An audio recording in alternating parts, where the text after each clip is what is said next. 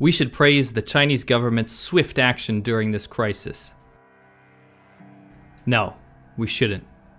When China says everything's being taken care of and to not panic, that is precisely the time that people need to take action into their own hands. We'd be foolish to believe the infection figures that come out of the state media from China. The cases are now in the high thousands, which means that this disease, in fact, this coronavirus, is more transmissible than SARS. What's even more worrying is that the death rate from this virus seems to be about double the recovery rate, which means that we don't know the actual percentage or odds of fatality from the coronavirus. And we've been seeing videos spreading like wildfire around social media that shed a bit more of a realistic light on how bad it actually is. I've been in constant contact with people in Wuhan as well as people in affected areas where the government has declared that there are no infected individuals. As I stated in my previous video, the situation is, in fact, much worse than is being reported. Let's look at a timeline of what happened to see how slowly it's been dealt with and how the information was actively suppressed. On December 8th, the first case was reported in Wuhan. On December 30th, the central government sent a team of experts to Wuhan to investigate. On January 1st, the Chinese government arrested 8 people for talking about the virus. The first priority was for the government to crack down on rumors, but the rumors that were being punished were the fact that the virus existed and was a threat to actual people, not the rumors telling people that they would be cured if they drank garlic water. On January 11th, the first death was reported. On January 14th, media who reported on the cases in Wuhan were arrested by police and had their phones and cameras searched for any information regarding the disease. On January 18th, the Wuhan government held a 100,000 person banquet where people all ate from the same dishes, 3 miles from where the virus was confirmed to have come from.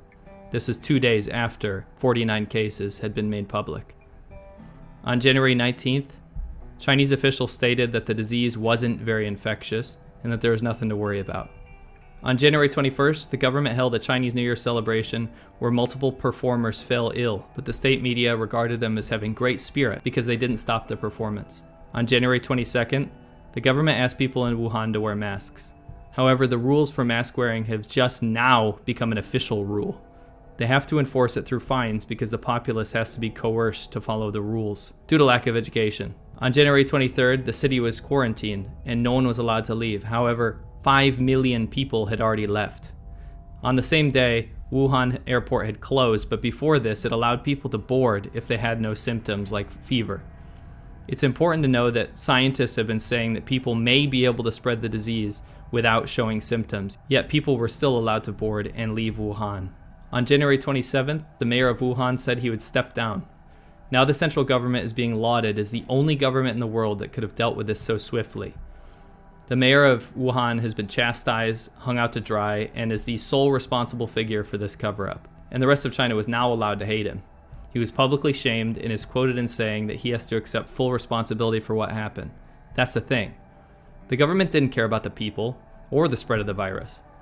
But I'm not just talking about the Wuhan or Hubei government, I'm talking about the central government. It is now breaking news that the mayor of Wuhan said that Beijing and its rules were partially responsible for this disaster. The central government needed to approve the release of sensitive information about the coronavirus, yet he is the one that bears the brunt of this mistake. On January 29th, the government continues to arrest people that speak out about the Wuhan coronavirus. Watching state media in China pick and choose what information is allowed to trickle out to the rest of the world is like watching someone trying to drain an ocean with a drinking straw. Media on all levels from all countries are now congratulating the Chinese government and its swift efforts to contain the virus, all while ignoring how it ended up so bad in the first place. People are making the assumption that because of China's strongman leadership and its ability to do everything without the hindrance of democratic processes is the reason that it's able to quarantine millions of people within hours and stop the spread of the coronavirus. Trust me, this very system is the reason the virus was allowed to spiral out of control to the level that we see now.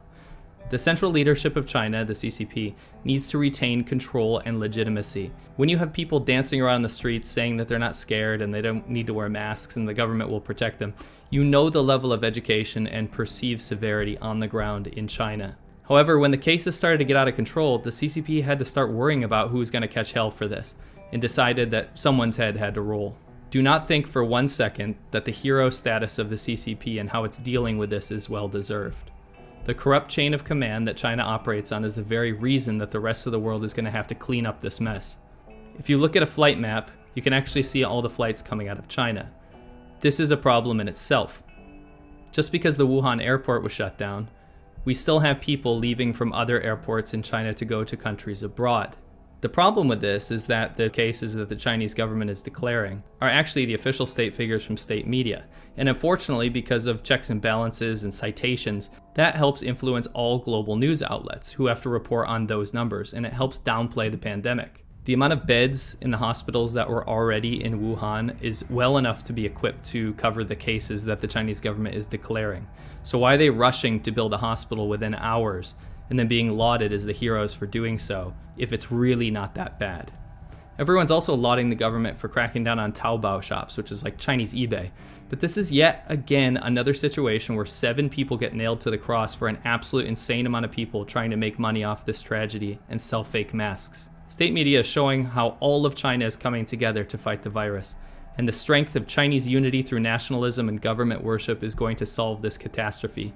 Meanwhile, the absolute ineptitude of the government has led to witch hunting people from Hubei province, and locals having to make their own barricades on roads with signs up saying that no outsiders are allowed in. The absolute ineptitude of the government allowed 5 million people from the city escape, while they brag online about how they got out, all while the government fully knew that they were instructed to not allow people to leave. The absolute ineptitude of the government led them to start checking people's temperatures at the Wuhan airport and allowing them to board if they showed no symptoms, despite already knowing that the incubation of the virus was long and asymptomatic people could in fact spread the virus. This is why one-party leadership doesn't work.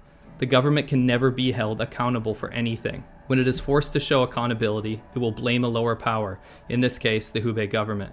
The Hubei government is a part of the CCP. The officials report to Beijing, and I promise you that Beijing knew about this. Hubei was playing the impossible game of hiding just enough and telling just enough, but someone was going to get in trouble either way, just not the top. It's like saying the guy that ran the Auschwitz camps is responsible for everything, and the Nazi Party had absolutely nothing to do with it. The language being used in state media is bolstering confidence amongst Chinese people. When they declare how many people have died from the disease, right next to it they also show a number that showed how many people have recovered. Unfortunately, they don't use the word recovered, they use cured, which implies that the Chinese government has a cure to this virus and people shouldn't have to worry about it too much. Now the Premier of China, representing the entire government, is going around and giving everyone a good jiao, a good thumbs up, and says, work hard. He is now the expert on virus transmission, and everybody needs to get together and be like, you know what, we're Chinese, we're going to take this down. 确实是具有传染病防护功能的，而且是工程质量是安全第一的，能做到吗？能！全国人民都要看着你们，你们刚才举起拳头和加油，是表示什么？我们一定会努力的！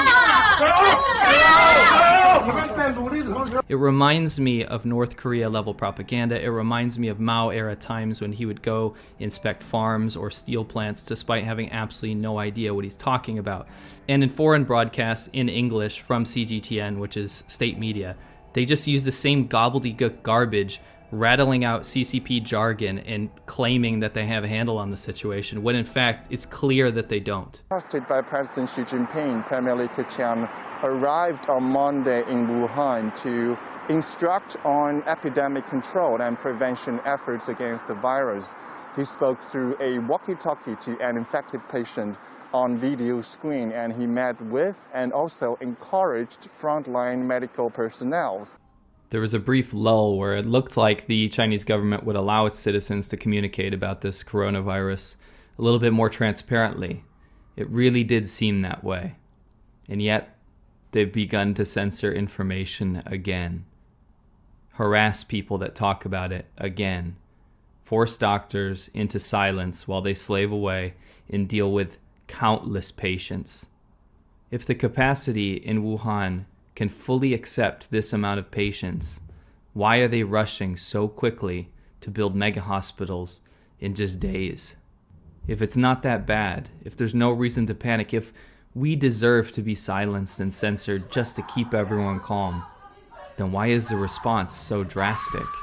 I promise you The Chinese government is not telling the truth, and that is not fair to Chinese people or citizens of the entire world. The only way that these brave citizens in China, and especially in the city of Wuhan, can actually get legitimate information out to the rest of the world and tell us what's really happening is if they use a VPN. The VPN that I use is NordVPN, who sponsored this video. I use NordVPN for a multitude of reasons, especially when I'm traveling, to make sure that my data is safe. After all, what I do on the internet is literally my livelihood. If you're on unsecured Wi-Fi, or you don't trust the connection, or even just to hide your own internet traffic from your ISP at home, using a VPN is very, very important. If you go to nordvpn.com/lawai86, not only will you get a 70% off a 3-year plan, but also 1 month free if you use the code LAWAI86. Not only will you be protecting your data, but also helping the channel out. Thank you so much. Please join us tomorrow on ADV Podcasts. Subscribe to the channel if you haven't already for live updates on the coronavirus. We'll be doing a full-length live stream about information that we've been getting firsthand to keep you guys up to date. We'll see you there, and also every other Thursday, we'll see you on the same channel, so don't forget to join us there. Thanks.